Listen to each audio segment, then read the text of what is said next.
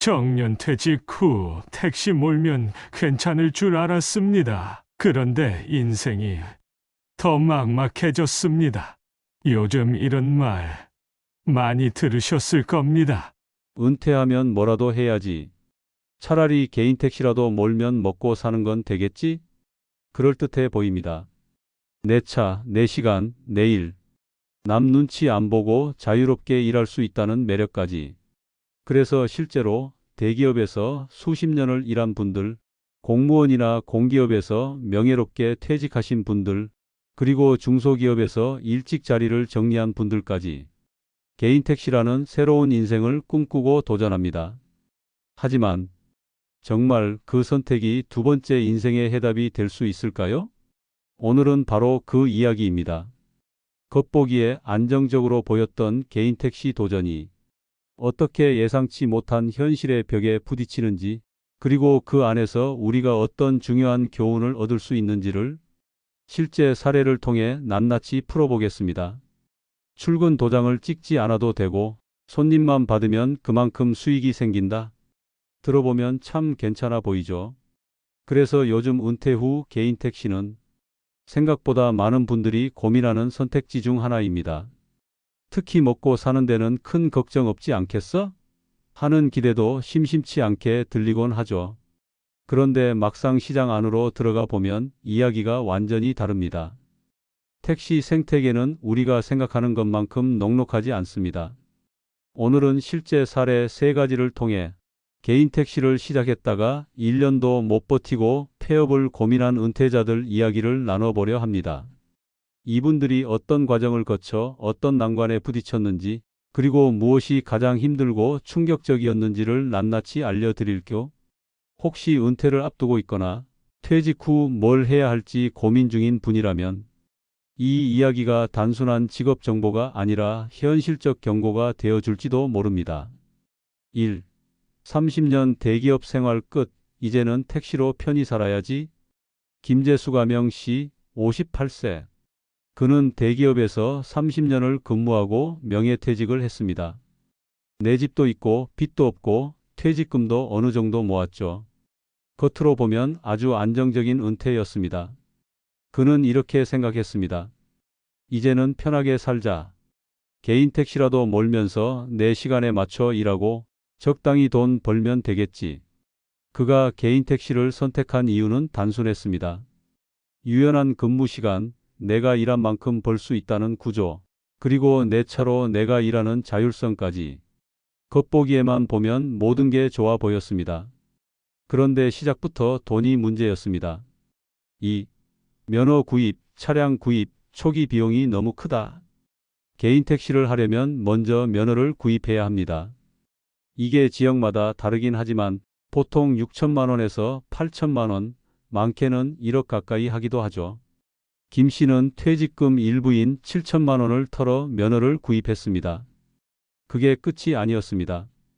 LPG 차량 구입에 몇 천만 원, 미터기, 카드 결제기, 내비게이션, 외관 도색 등 각종 장비와 설치 비용까지. 결국 퇴직금의 절반 이상을 투자해서 시작했습니다. 그래도 이 정도 투자면 12년이면 회수하겠지. 그는 그렇게 생각했죠. 하지만 현실은 달랐습니다. 3. 택시 시장은 이미 변했다. 택시 수요는 예전만 못합니다. 카카오티, 우버, 티맵, 대리운전까지 앱 기반 호출 서비스가 시장을 장악하고 있죠. 사람들은 이제 길거리에서 손 들고 택시 잡지 않습니다. 앱으로 미리 예약하고 시간에 맞춰 편하게 이동합니다. 그 사이 개인 택시 기사들끼리 경쟁은 더 치열해졌고 수익은 점점 얇아졌습니다. 김 씨는 새벽 6시부터 밤 8시까지 쉬지 않고 도로를 달렸습니다. 중간에 교통 정체 시간엔 유동 구간을 돌며 승객을 찾았죠. 기름값, 식비, 차량 유지비 다 빼고 나면 실제 손에 남는 돈은 생각보다 너무 적었습니다. 1년이 채 안 돼 그는 폐업을 고민하게 됩니다. 면허를 다시 팔려고 했지만 매매가가 예전 같지 않아 투자금 회수도 쉽지 않은 상황에 놓이게 됐죠. 그는 씁쓸하게 말했습니다. 30년 대기업에서 인정받고 일했던 나도 여기선 체력 싸움이더라고요. 수익은 제자리, 하루가 끝나면 몸은 녹초. 이럴 줄 알았으면 차라리 퇴직금으로 투자 공부나 더 해볼 걸 그랬어요. 이 이야기는 단지 택시에만 해당되는 게 아닙니다. 은퇴 후 제2의 인생을 시작할 때 꼭 고려해야 할 현실입니다. 겉보기에 쉬워 보이고 수익도 나올 것 같은 일일수록 더 많은 준비와 냉정한 분석이 필요합니다. 택시 누구에겐 괜찮은 선택일 수 있습니다. 하지만 그 선택이 모두에게 맞는 정답은 아닙니다. 성격, 적성, 체력, 그리고 대인관계 스트레스를 감당할 준비, 이 모든 걸 갖춰야 가능한 일입니다. 그래서 오늘 이 영상을 통해 은퇴를 앞둔 분들께 꼭 전하고 싶은 조언을 드리려 합니다. 단지 남들도 하니까 혹은 소문에 괜찮다더라는 말만 듣고 막연히 뛰어들다가는 큰 후회를 할 수 있기 때문입니다. 첫째, 사전 조사와 냉정한 수익 계산은 필수입니다. 개인 택시든 어떤 자영업이든 수익 구조를 정확히 계산해 보셔야 합니다. 택시라면 면허 구입비, 차량 구입 및 유지비, 보험료, 유류비, 각종 세금, 정비비, 그리고 월 수입에서 순이익이 얼마나 남는지까지 계산해야 합니다. 한 달에 300만 원 번대라는 말, 누구이, 어떤 지역이, 어떤 시간대 기준인지 따져봐야죠. 변수가 너무 많습니다. 둘째, 체력과 건강 상태 점검은 필수입니다. 은퇴 후라고 해서 이젠 좀 쉬엄쉬엄 일해야지라고 생각하셨다면 개인 택시는 오히려 반대일 수 있습니다. 하루 8시간 이상 운전대를 잡고 야간이나 주말까지 뛰어야 하는 경우가 많습니다. 허리, 무릎, 목처럼 장시간 운전에 취약한 부위는 미리 건강검진을 받고 대비해야 합니다. 몸이 안 좋다고 하루 쉬면 그날은 수입 제로입니다. 쉴수록 손해가 쌓이니 아프면 억지로라도 나가게 되는 현실이 기다리고 있습니다. 셋째, 적성과 성격도 진지하게 고려하셔야 합니다. 개인 택시는 서비스업입니다. 사람 상대하는 일이 익숙하지 않거나 감정 스트레스에 약한 분이라면 하루에도 수십 명의 손님을 상대하는 일이 생각보다 심리적으로 힘들 수 있습니다. 혼자 일하는 건 괜찮은데 남한테 스트레스 받는 건 못 참는다. 이런 분이라면 차라리 다른 직업을 고려하는 게 더 현명할 수 있습니다. 넷째, 바뀐 택시 시장의 흐름을 이해해야 합니다. 요즘은 택시도 단순히 길에서 손님을 기다리는 시대가 아닙니다. 카카오티 같은 호출 플랫폼이 주도하고 있죠. 앱 활용 능력, 디지털 기기 활용 능력이 수익과 직결됩니다. 단순한 운전 이상의 기술과 감각이 필요한 시대입니다. 다섯째, 개인 택시만 바라보지 말고 다양한 은퇴 전략을 함께 고민하세요. 소규모 창업, 온라인 판매, 강의, 취미 기반 활동, 혹은 재취업이나 파트타임 근무를 병행하는 방법도 있습니다. 가장 중요한 건 소득원을 하나에 몰아두지 않는 것. 월세 수익, 배당 수익 등 다양한 수입 흐름이 있다면 택시 일에서 잠시 쉬어도 삶이 흔들리지 않습니다.